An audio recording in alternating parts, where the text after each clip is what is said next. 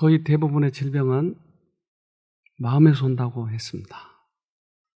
그래서 그 마음은 어떻게 되어 있는지 이런 것들에 대해서 지금 살펴보고 있는 중입니다.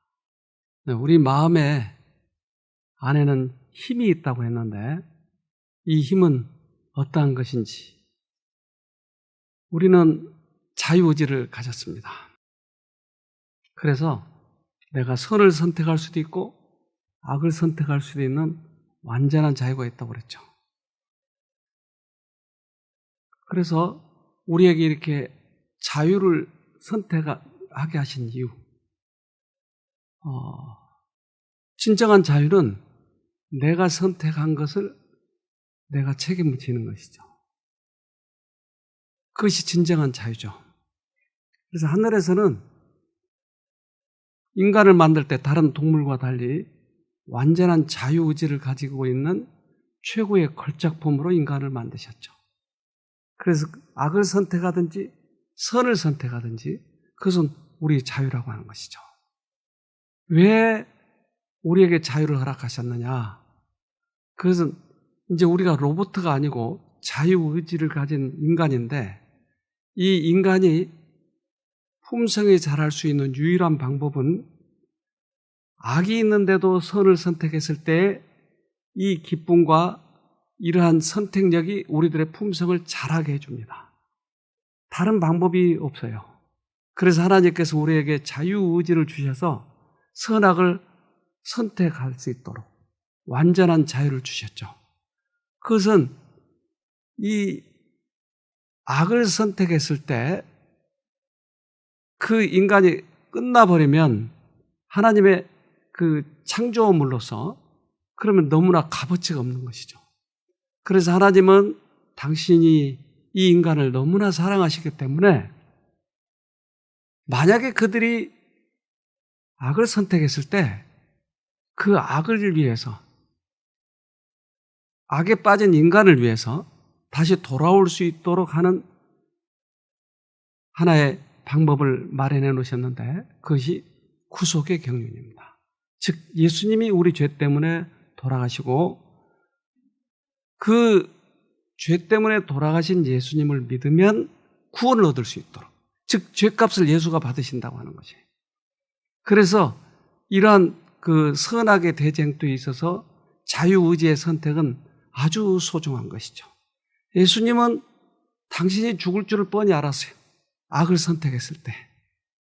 그런데 예수님은 말리지를 않았어요. 왜요? 자기의 목숨보다 자유의지를 더 사랑하셔서. 얼마나 그것이 소중한지 몰라요. 금단의 열매를 만지지 못하도록 아담의 손을 제어하실 수도 있으셨다. 그러나 그렇게 되었을 경우 사람은 자유로운 도덕적 존재가 아니라 하나의 자동 인형에 불과하게 되었을 것이다. 선택의 자유가 없었다면 그의 순종은 자원하는 순종이 아닌 강요된 굴종이 되었을 것이다. 품성의 개발은 전혀 있을 수 없었을 것이다. 네. 그래서 우리에게 자유의지가 없다면 로봇에 불과하죠. 다른 많은 피조물과 다를 게 하나도 없죠. 인간은 최고의 걸작품으로 만들어진 최고의 능력을 가진 존재입니다. 그래서 우리 인간은 대단한 의미를 가진 존재인 것이죠. 그래서 이 선악과를 먹었을 때 예수님께서는 이미 구속의 경륜이 시작이 된 것이죠. 우리는 믿으면 구원이니까요. 구속 사업에는 강제가 없다. 외부 압력이 전혀 사용되지 않는다. 성령의 가마 아래서 누구를 섬길지를 선택할 자유가 주어져 있다. 사람이 그리스도에게 복종할 때 일어나는 변화 가운데 가장 높은 의미의 자유가 있다. 네. 그래서 우리가 이 구원 사업, 하나님을 믿고 구원 얻는 이 과정에 있어서 강제는 없다. 그러면 우리들의 실생활에 있어서도 그래야 될까요? 우리들이 자녀들을 어떻게 기르나요? 우리들의 부인들에게는 어떻게 대했나요? 우리의 남편을 굴복시키려고 하지 않았나요? 이것은 진정한 사랑이 아니에요. 진정한 사랑은 최고의 권리는 자유제, 상대방 것도 존중해줘야 돼요. 그것이 최고의 자유예요. 내 마음에서도 자유예요. 꽤 많은 사람들이 이 자녀들을 기를 때 실수한 것이 굴복을 지켜서 말을 듣게 하려고 한 거예요.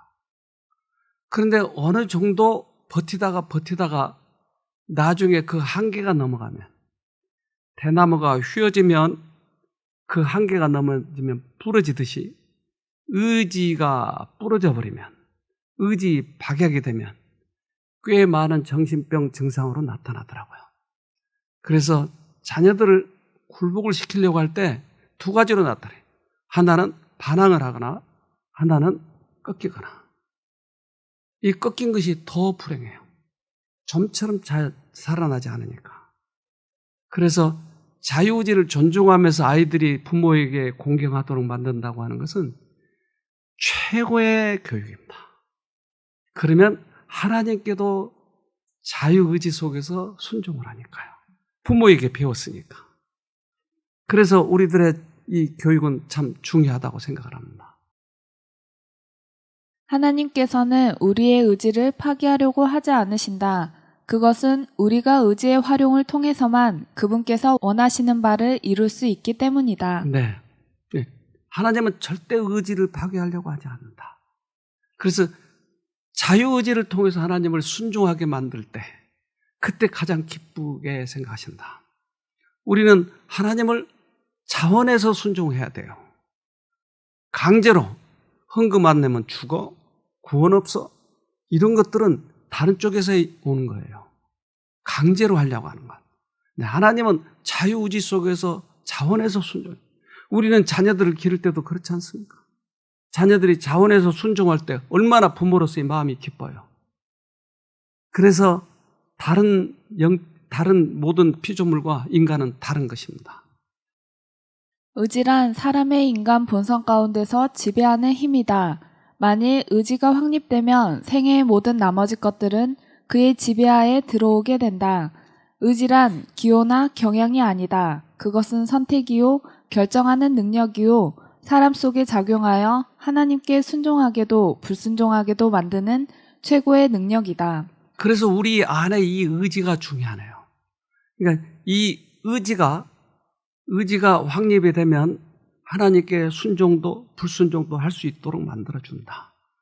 그래서 우리는 이 안에 있는 의지를 잘 살펴봐야 되겠죠. 우리들의 요즘에는 과학은 우리 뇌 속에 있는 모든 거의 대부분 것들을 밝혀내세요. 그래서 뇌 안에 있는 뉴런은 한 1000억 개가 되는 것이죠.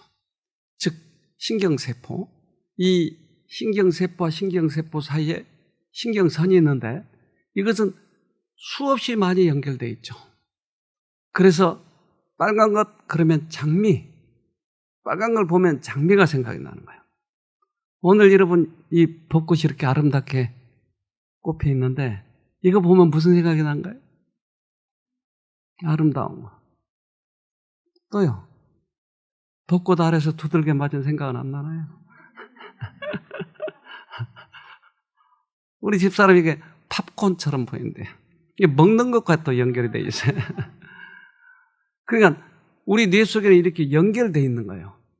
그러니까 그 연결선이 얼마나 복잡하게 연결되어 있는지 이 세상에 어떤 과학자도 이걸 다 밝혀내지 못해요.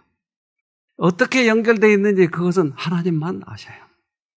그래서 뇌 이 속에 있는 마음의 구조를 요즘은 밝혀내려고 애를 쓰는데 다 밝혀낼 수가 없어요. 마음이 이 뇌 속에 들어있다고 하는 것은 아는데 다 밝혀내지 못해요.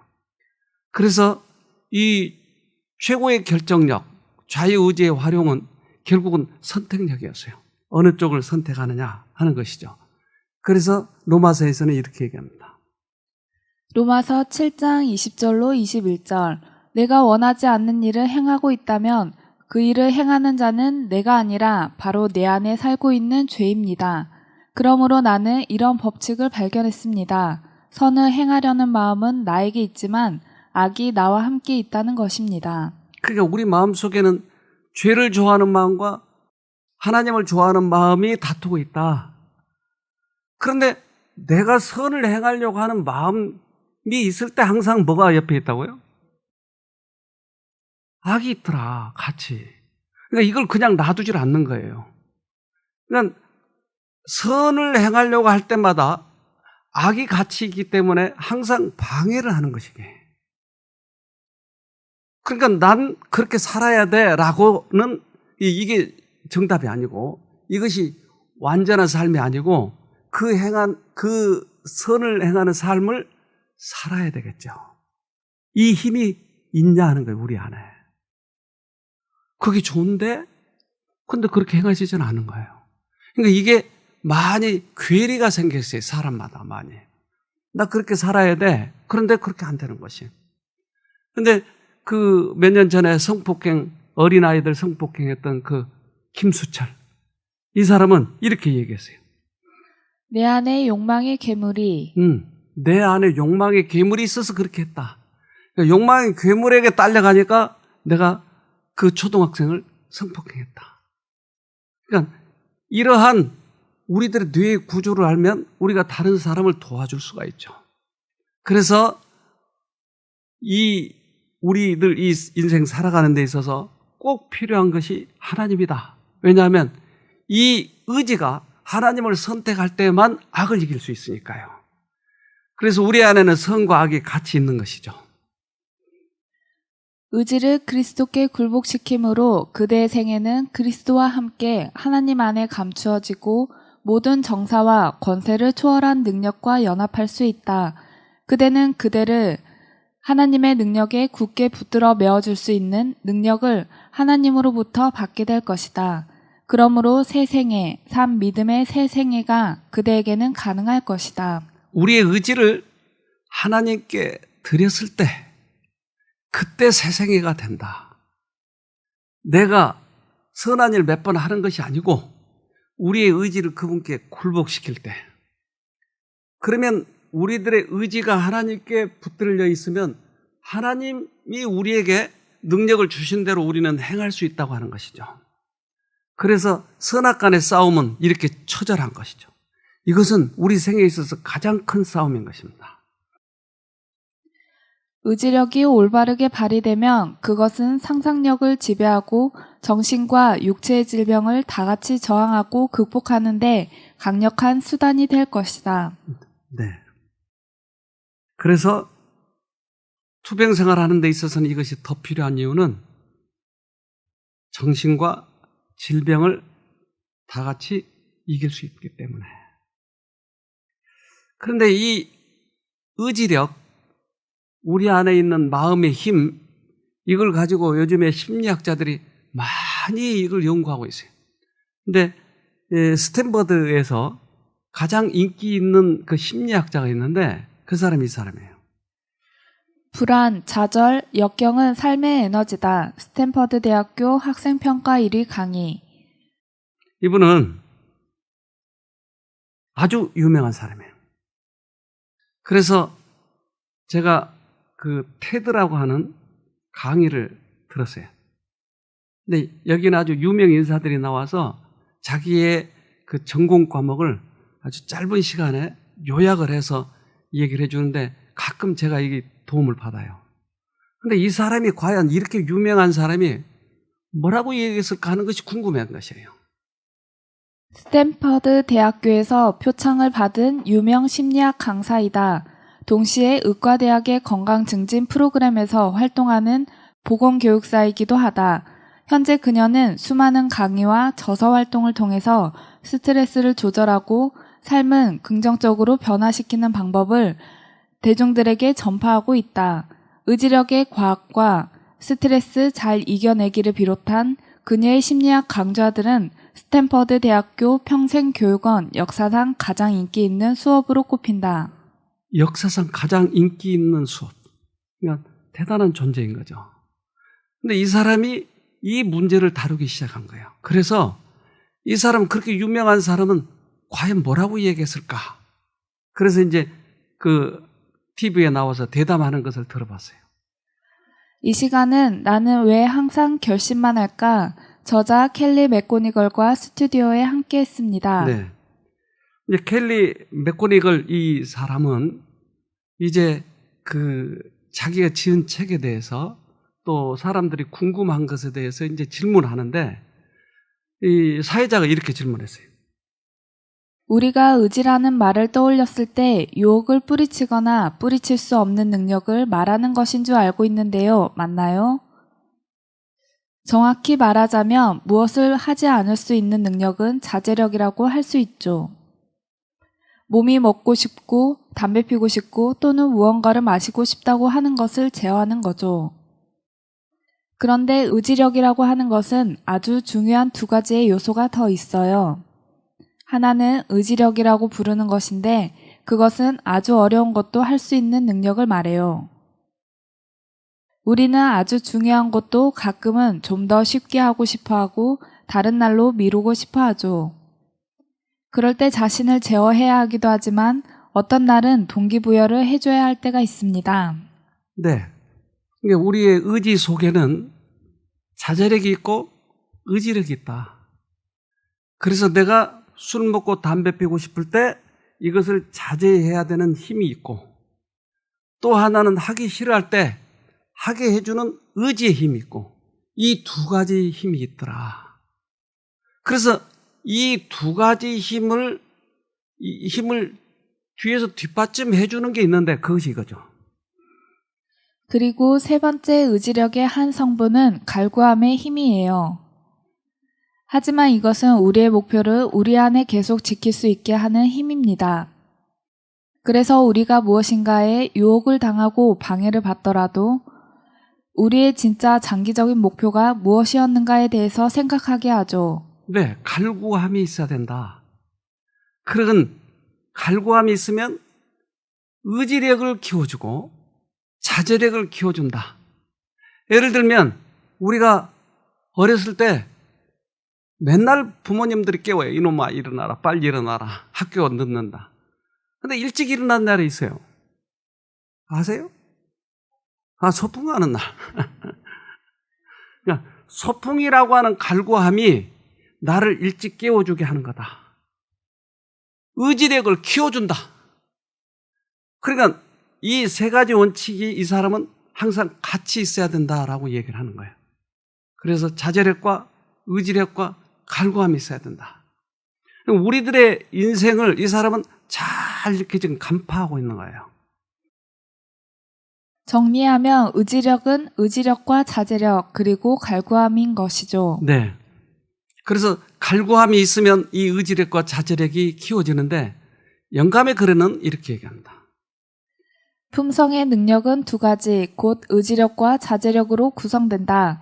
많은 청년들이 강렬하고 제어하지 아니한 열정을 품성의 능력이라고 잘못 생각하는데 격정에 지배를 받는 사람이 실상은 연약한 사람이다. 사람의 진정한 위대함과 고결함은 그들을 지배하는 감정의 능력이 아닌 감정을 복종시키는 능력으로 측정된다. 품성은 두 가지 힘. 우리 안에 있는 가장 강력한 힘, 의지력과 자제력이라고 하는 두 기둥이 있다. 근데 이 두 기둥을 적절히 내가 조절하고 있을 때 최고의 품성이 된다. 그래서 이 사람이 그걸 연구를 했는데 깊이 연구했는데 이 사람이 하나님을 믿는지 안 믿는지 그건 잘 모르겠어요. 그러나 굉장히 중요한 부분을 다루고 있어요. 그래서 이렇게 인기가 있었어요. 이 사람은 책을 여러 권 썼어요. 그래서 가는 곳마다 인기예요. 왜냐하면 우리들의 심리를 정확히 파악하고 있으니까. 결국은 진리에 가까워 와 있다고 하는 것이에요.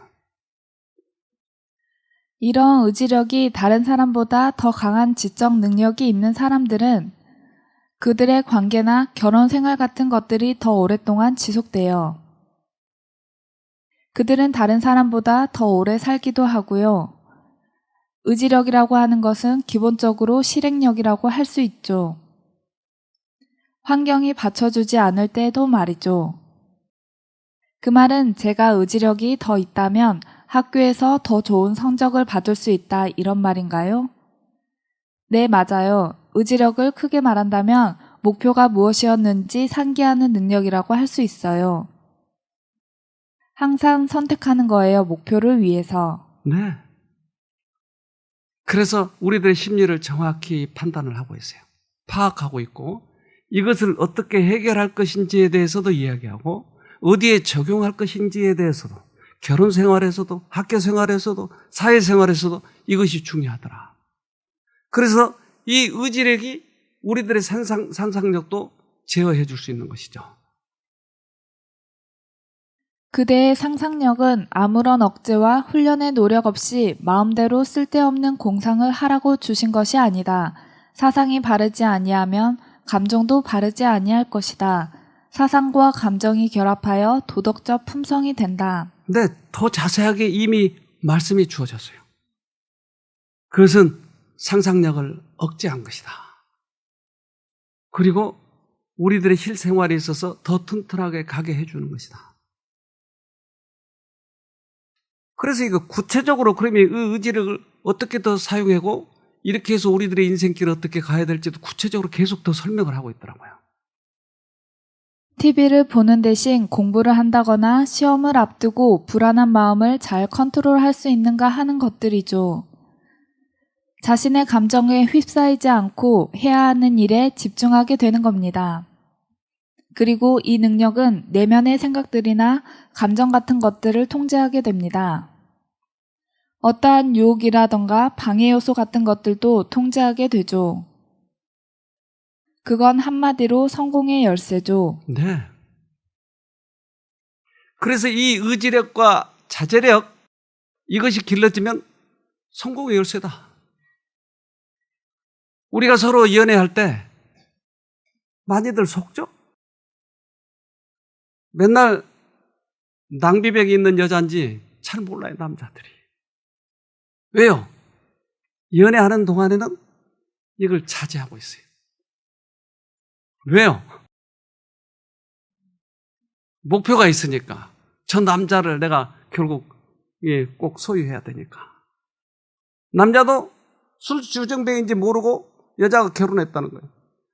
근데 연애하는 동안에는 이걸 안 먹고 있으니까. 그러니까 뭐가 이렇게 자제시키고 있는 거예요? 목적이 있을 때. 우리들에게도 목적이 있으면 그렇게 될까요? 어떤 목적이요?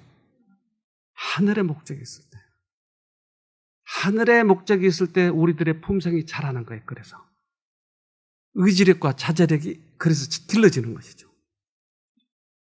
인간 기구는 보지 말고 예수님을 생각하라. 주님을 찬양하라. 하나님께 영광을 돌려라.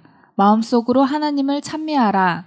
진리에 대하여 말하라. 그리스도인의 소망과 그리스도인의 천국에 대하여 말하라. 네. 우리들의 그래서 목표를 계속 상기하는 거예요. 우리들의 말에 있어서도 생각에 있어서도 다른 사람과 대화에 있어서도 계속 우리들의 목표를 설정하는 거예요. 이것이 우리들의 의지력과 자제력을 기르는 거니까. 그래서 우리 안에 있는 이 힘이 결국 발현이 될 때 우리는 놀라운 일들을 경험하게 되는 것이에요. 우리가 자신을 의지하거나 자아에게 영광을 돌리지 말고 믿음의 주요 또 온전케 하시는 이이신 우리의 대언자 예수를 바라보고 믿음으로 살고 행하여야 한다는 것을 의미한다. 네. 그래서 우리는 실제적으로 이 생활 속에서 내가 안 될 때 예수님을 바라보고 예수를 통해서야 하늘을 가기 때문에 언제나 예수님을 바라보고 예수님을 의지하고 그렇게 하면서 살아가자.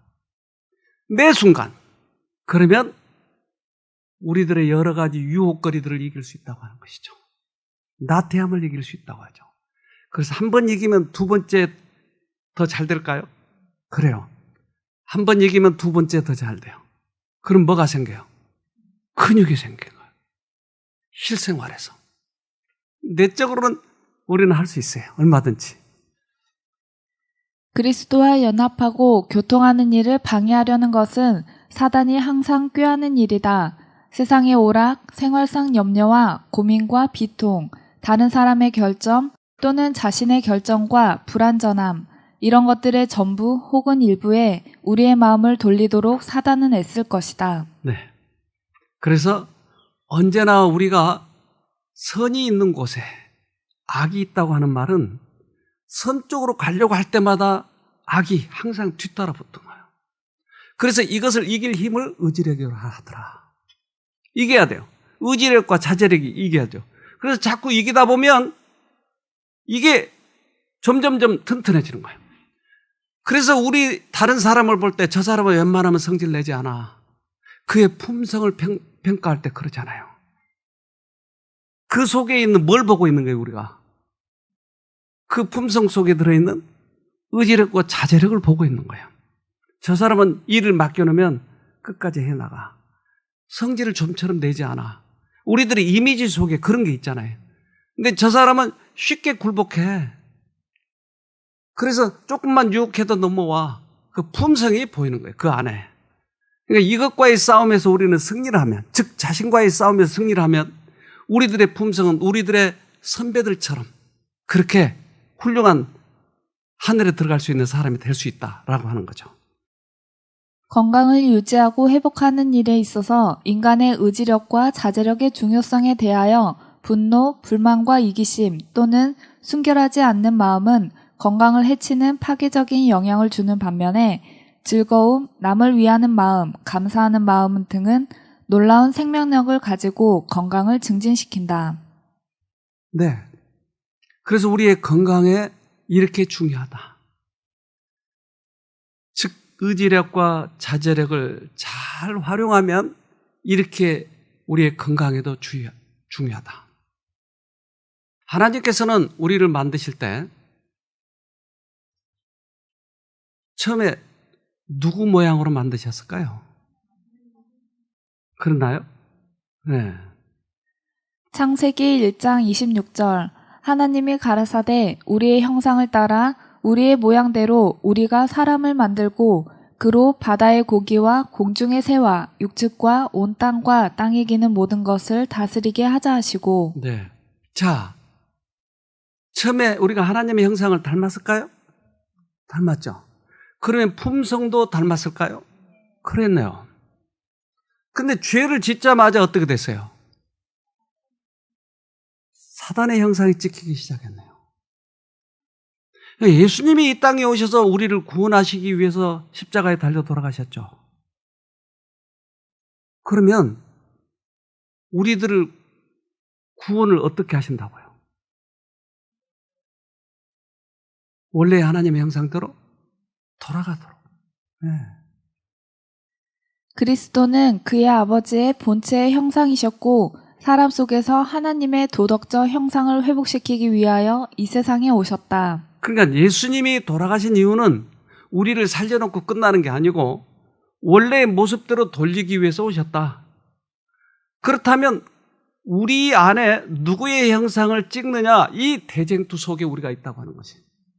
사단은 자기의 형상, 하나님은 하나님의 형상대로 우리를 만들기 위해서 오신 거예요. 그러면 내가 사단의 형상에서 하나님의 형상으로 돌아갈 때 저절로 돌아가 버려요? 아니요. 우리들의 의지력이 활용이 돼야 되는 것이에요. 그래서 끊임없이 사단이 나를 방해하고 있을 때 나는 하나님을 쳐다보고 그것을 향해서 가는 이 힘이에요. 우리 안에 있는 힘. 가장 중요한 이 힘. 사단의 목표는 인간의 마음에다 그의 품성을 재현시키는 것이다. 사람이 창조되자마자 곧 사단은 인간에게서 하나님의 형상을 말살시키기로 결심하였다. 그리고 하나님의 도장이 찍혀야 하는 곳에 그의 인을 찍기로 결심하였다. 그는 인간의 마음에다 선망과 증오와 야망을 주입시키는 데 성공하였다. 그래서 이 싸움 속에서 우리가 살아가고 있는 것이에요. 그래서 이렇게 선을 행하려고 할 때 힘이 들어요. 아니, 우리 힘으로는 할 수 없어요. 그러니까 낭망을 하는 거예요. 그러니까 꼭 필요한 것은 주님의 능력이 우리 안에 들어올 때. 근데 아까 그 켈리 그 심리학자는 이것을 알았는지 몰랐는지 모르지만 거기 전까지만 얘기하셨던 거예요. 근데 이 힘을 알면 더 많은 부분을 개척할 수 있을 거예요. 그래서 우리들의 선배들이 난파선처럼 뿔뿔이 다 파손돼 버린 그런 선배들을 보면 어디에서 실패했어요? 이 싸움에서 진 거예요. 그러나 하늘에 들어가는 사람, 우리들의 믿음의 선배들은 다 이 싸움에서 이긴 거예요. 우리는 이 싸움을 신중하게 해야 돼요. 난파선의 파편처럼 떨어져 나가버린 사람 중에 한 사람이 유다예요. 유다는 이 싸움을 싸웠어요. 근데 싸우다가 그가 졌어요. 유다의 품성에는 신적인 것과 인간적인 것이 함께 역사하고 있었다. 인간적인 측면에는 사단이 역사하고 신적인 측면에는 그리스도가 역사하신다. 그러나 유다의 품성 가운데 있는 인간적인 측면은 그의 신앙적인 감정과 뒤얽혀서 혼돈을 일으키고 그는 사단이 들어올 수 있는 문을 열어주었고 그가 들어가서 그의 전 존재를 점령하게 되었다. 그래서 유다의 품성에는 두 가지 것이 있었다. 근데 이 싸움에서 졌다. 그래서 결국은 사단의 포로가 되었고 유다가 하나님께로 돌아가려고 하는 그런 의지가 있었어요. 하나님 것이 좋다고 하는 것도 알았어요. 그러나 끝까지 그가 싸우지 못하고 결국은 포기하고 말았어요. 그래서 목을 매버렸어요. 이건 우리 생애 속에서도 똑같이 치열한 이 싸움을 싸우고 있는 것이요. 우리도 똑같이. 근데 이 싸움을 어떻게 이겨야 되느냐? 이것은 정말 최고의 과학이에요. 그래서 이 실험을 하기 위해서 마시멜로 실험을 해요. 마시멜로를 주고 기다리지 못하면 하나만 먹는 거고 이 선생이 들어올 때까지 기다리면 2개를 줘요. 근데 어떤 실험에서 이거 15분이라고 그랬어요. 근데 이 사람은 몇 분 했는지는 잘 모르겠어요. 그래서 실험을 하는 도중에 이제 선생이 들어오기 전에 너무나 힘들면 종을 올려서 하나만 먹기로 그렇게 했어요. 각가지 아이들을 계속 몰래 카메라가 찍고 있었던 것이. 그런데 이 싸움에 꽤 적은 아이들이 여기를 통과해서 2개를 먹었어요. 그런데 마시멜로의 실험을 창안한 사람이 창시자가 이 사람이에요. 금욕적인 것으로서의 의지라는 개념은 자, 이제 이걸 설명하는 거예요. 그러니까 애들이 이걸 먹지 말아야 되겠다. 욕심을 금하고 있는 이 개념은 이 개념을 지금 설명하고 있는 거예요. 근데 이 아이들이 견딜 수 있는가 못 견디는가 하는 거예요. 그러니까 입술을 깨물고 무작정 견딘다는 것은 실패하기 딱 좋은 방법입니다. 그러니까 우리의 깡으로 이기려고 하는 것은 도저히 안 된다. 실패하기 딱 좋은 방법이다. 그렇다면 어떻게 해야 되는가? 이 사람이 이 장시를 해놓고 이 게임을 장시해놓고 이 실험을 그래놓고 사람들이 이기고 지는 것을 계속 보면서 느끼는 것이에요. 이 사람이. 너무 힘들고 불가능한 일이죠. 어떤 식으로든 환경을 끌어들여 그 상황을 바꿔야 해요. 네. 그러니까 어떤 식으로든지 그 상황을 바꿔놔야 돼요. 뭔가 관심을 가진 것을 끌어들여야 돼요. 그러니까 이걸 바라보고 안 먹는다고 하는 것은 불가능하다. 유일한 다른 방법은 다른 데로 관심을 돌리는 겁니다. 네. 아예 안 쳐다봐 버린 거예요. 그러니까 우리가 문제를 보고 이길 수 있다고 하는 것은 불가능하다. 문제를 보지 말고 관심을 다른 데로 돌려라. 내가 암이 통증이 오는데 통증만 바라보고 통증을 없앨 수는 없다. 통증을 보지 말고 예수를 보자. 끊임없이 우리 마음속에 끊임없이 사단은 이렇게 넣어주는 거야. 쳐다보도록. 그 문제를 쳐다보도록. 저도 어떤 문제가 어젯밤에 하나 있어가지고 그 한참 잠을 못 잤어요. 그런데 쳐다보고 내가 이것을 강의하는 사람이라니까요. 근데 나에게 이게 오는 거예요. 계속. 누가 속을 썩여가지고. 그래서 쳐다보고 하나님, 하나님. 그래서 잠을 잤기에 제가 오늘 강의를 이렇게 할 수 있는 거예요. 만약 어제 졌더라면 밤새 굴리다가 아침에 부시시 해가지고 여기 섰을 거예요, 아마. 그래서 쳐다보자 하는 거예요. 히브리서 12장 2절 믿음의 창시자요 완성자이신 예수를 바라봅시다. 그는 자기 앞에 놓여 있는 기쁨을 내다보고서 부끄러움을 마음에 두지 않으시고 십자가를 참으셨습니다. 그리하여 그는 하나님의 보좌 오른쪽에 앉으셨습니다. 네. 믿음의 주요 완성자. 그러니까 믿음으로 쳐다보면 그분의 능력이 들어와서 나를 이기게 해주겠다. 그러니까 이 싸움에서 승리하는 것을 보고 주님께서 기뻐 죽으셨다. 이 의지력의 싸움에서 이긴 자의 그러한 기쁨을 보고 당신도 기쁘셨다. 그래서 마시멜로 실험은 우리들의 밑바탕을 지금 보여주고 있는 거예요. 어떻게 이기는가. 사람들에게 회복시키고 치료하시는 기별을 보내시고 땅에 있는 것이나 사람을 바라보지 말고 그들의 믿음을 하나님께 두라고 호소하신다. 네. 그래서 우리 치료 과정에 있어서 하나님만 바라봐야 된다. 그래서 그분은 건강하니까, 그분은 완전하시니까 그분만 바라보면 나도 건강해진다. 관심을 그쪽으로 돌리라고 하는 거죠. 어떤 아이는 안 보려고 이렇게 애를 쓰고 있는 거예요. 처절하잖아요. 여러분, 우리들의 모습을 지금 그려놓은 것 같잖아요. 그러니까 안 본다면서 한쪽으로 이렇게 내다보고 있고.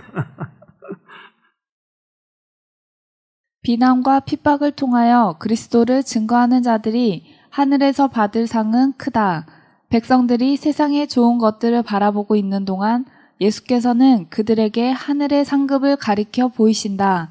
그러나 그분께서는 그 상급을 전적으로 내세에서만 받게 하지 않으신다. 그것은 세상에서부터 받기 시작한다. 네. 하늘상을 바라보고 가는 동안에도 이 땅에서도 우리에게 종종 상을 주신다. 그래서 우리 이 싸움에 싸울만 하는 거죠. 하늘에 가서 몽땅 그때만 준다 그러면 이 땅에서 너무나 힘들어. 인내가 부족하니까. 그런데 이 땅에서도 종종 주신다. 그래서 모세는 이 싸움을 싸웠어요. 그는 사람을 죽여서 도망가요. 근데 그는 왕자였어요. 조금만 있으면 왕이 됐어요. 근데 그가 양똥을 치면서 어떻게 생각했을까요? 그 냄새 나는 그 양을 털을 깔고 그 양을 보호하고 하면서 무슨 생각을 했을까요? 너무나 힘들지 않았을까요? 그는 호화찬란한 궁전 저편, 곧 군주의 왕관 저편에 있는 죄로 물들지 않은 나라에서 지극히 높으신 분의 성도가 받게 될 지극히 높은 영광을 바라보았다. 그는 믿음으로 하늘의 왕께서 승리자의 머리에 씌워주실 불멸의 왕관을 바라보았다. 이 믿음이 그로 하여금 비천하고 가난하고 멸시받는 민족과 연합하도록 했다. 모세가 마시멜로 실험을 하나 봐요. 마시멜로를 쳐다보지 않고 다른 것을 끌어들였다. 그의 관심거리는 하늘이었다. 그러니까 그 어려움을 극복하는 것이에요. 그리고 한적한 산중에서 모세가 배워야 할 다른 교훈들도 있었다. 극기와 고난의 학교에서 그는 인내와 감정을 조절하는 것을 배워야 했다. 아, 그것을 배우는군요. 그러니까 인내하고 감정을 조절하고, 즉 자제력과 의지력을 배우고 있네요, 지금. 이 사립학교에서 모세가 배운 것이 그거였어요. 그래서 그가 하늘에 들어간 거죠. 우리들에게도 그 싸움을 지금 싸우고 있는 것이에요. 그래서 이 선배가 이겼기 때문에 우리도 이길 수 있다고 하는 것입니다. 영원한 산들의 장엄함 속에서 그는 지극히 높으신 분의 위엄을 바라보며 그와 대조해 볼 때 애굽의 신들이 얼마나 무력하고 하찮은지를 깨달았다. 도처에 창조주의 이름이 기록되어 있었다. 모세는 그분이 임재해 계시는 곳에 서 있는 것 같았고 그분의 능력으로 둘러싸인 것 같았다. 네. 그래서 지금도 이 터키, 애굽 이런 데 가면 굉장한 그런 유물들이 남아있잖아요. 그때 당시는 어떻겠어요? 얼마나 더 화려했겠어요? 지금보다 과학의 발달이 안 됐을 때 그 웅장함은 이루 말할 수가 없었겠죠. 근데 그것을 쳐다보지 않고 그 너머에 있는 하늘을 쳐다보면서 모세는 얘기했다. 그 하늘과 그것들을 비교해 볼 때 형편없는 것들이죠. 근데 우리들의 눈에 계속 그 마시멜로만 쳐다보고 있으면 우리 여기에 유혹에 대부분 사람들이 넘어가는 거죠. 우리는 심리학자들도 이야기하는 이 의지력, 품성의 중요한 요소들, 우리는 이 싸움을 싸우고 있는 것이에요. 그들은 하나님을 모르기 때문에 거기에 그치지만 우리는 하나님을 알기 때문에 그 싸우는 방법과 무엇을 쳐다볼지에 대해서 우리는 확실하게 알려주시는 것이죠. 방법은 다 알았지만 실천은 내가 하는 것이에요. 한 아이가 돌아왔어요. 이 아이가 틱장애로 휠체어를 타고 돌아왔어요. 여기. 걷지를 못하니까. 근데 이 아이가 16살 때 들어온 것 같아요. 이제 여기에 청소년 프로그램을 하는데 그 옆에 청소년들이 얘를 도와주려고 걸으려고 하는데 이렇습니다, 모습이. 좀 들어줄래? 길어. 여기가 빠르니까 뒤에가 너무 힘들어 보인다. 1. 그 1 어디야? 모아서 인간이 할 수 없는 것을 하나님은 하실 수 있다고 하는 것을 백성들이가 힘들만 하고 있는데 그렇게 결단을 해야 이거 며칠이고 꽤 많은 사람들이 내가 죽을 때는 죽지라고 쉽게 생각해요. 근수가 올 때 근수의 상황이 어땠어? 그때는 뭐 되게 심했죠. 그때는 지금 가만히 못 있고 그냥 앉아 있는 거 서나 앉아 있나 그냥 다 힘들었죠. 그냥 자는 게 저한테 자는 게 그냥 제일 좋았고 일단 그때도 되게 힘들었죠. 일단 진짜 지금 앉아 있을 때도 지금처럼 가만히 있는 게 아닌 사람은 그냥 되게 치고 그냥 손으로 칠 수 없다는 뭐 발로도 뭐 사람들을 뭐 찰라고 막 그러기도 하고 그랬었는데 지금은 아예 그런 게 없어졌고 원장님은 일단 이게 있어서는 뭐 아버지 같은 분이시죠. 옆에서 항시 같이 계시면서 예수님 불러 아니면 또 심해지는 것 같이 느끼시면은 또 기도를 해주시고 옆에서 정말 원장님은 제가 여기 안 왔으면 제가 죽었을지도 모를 거예요. 그래가지고 원장님이 제 생명이 있는지도 몰라요. 사모님도 그러고 꽥꽥꽥 이게 무슨 소리지? 제2회 부모학생 캠프가 열리던 날 첫 강의 시간 모두가 말씀에 귀 기울이고 있는 조용한 시간에 어디선가 이상한 소리가 자꾸 들려왔다. 두리번 사람들의 시선이 소리나는 곳으로 향했다.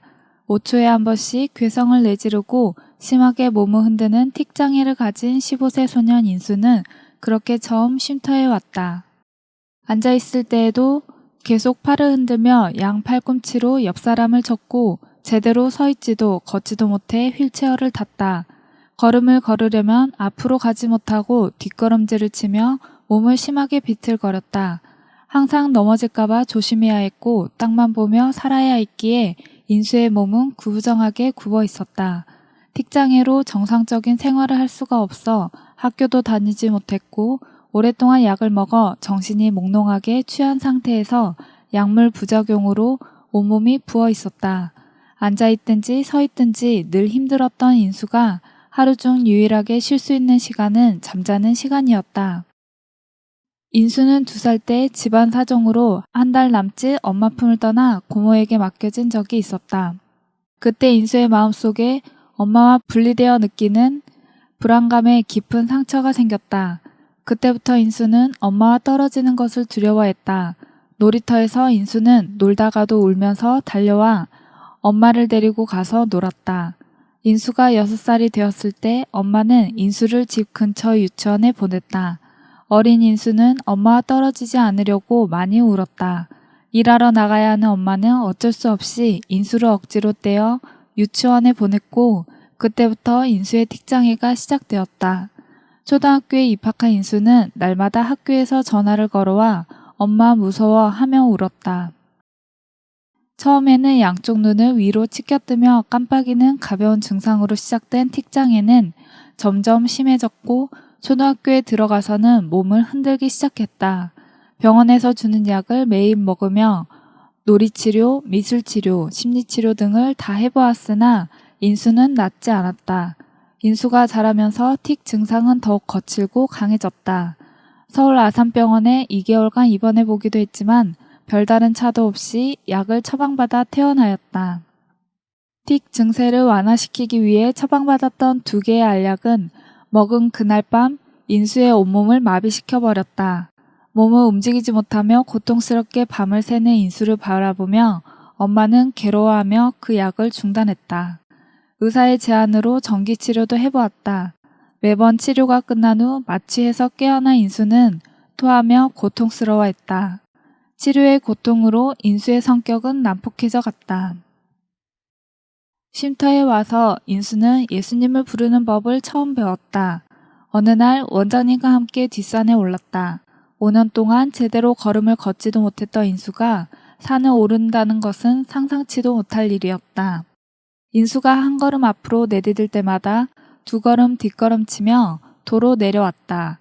뒷걸음질 치려는 순간마다 인수는 예수님을 불렀다.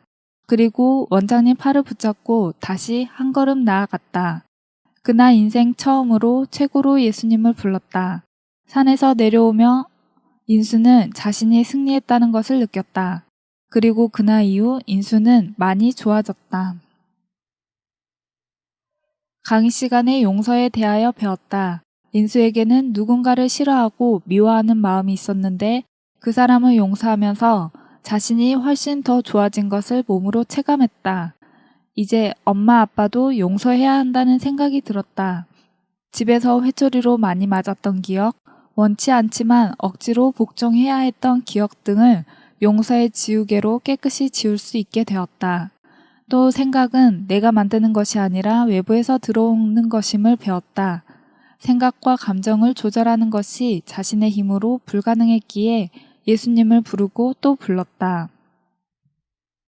인수와 함께 쉼터에서 지낸 엄마는 강의를 들으면서 지난 세월 동안 엄마로서 아이를 따뜻이 돌봐주지 못하고 아이를 때리고 멸시하며 학대해온 것을 눈물을 흘리며 회개하였다. 엄마는 마음을 찢고 또 찢으며 울었다. 인수와 다정하게 산을 오르며 함께 말씀을 외웠다.